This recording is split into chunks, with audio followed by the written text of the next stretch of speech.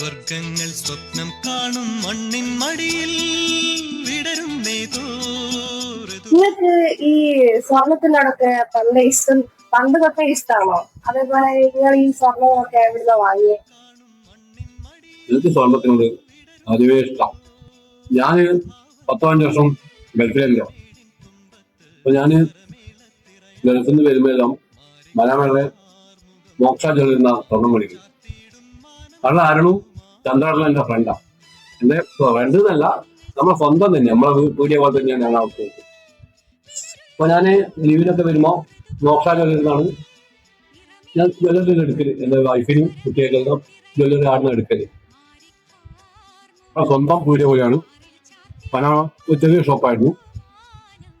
ഇപ്പൊ അവര് വേറെ കേരള സമാജത്തിന് മുമ്പിൽ ഒരു ചെറിയ ഷോപ്പ് തുറന്നിട്ടുണ്ട്.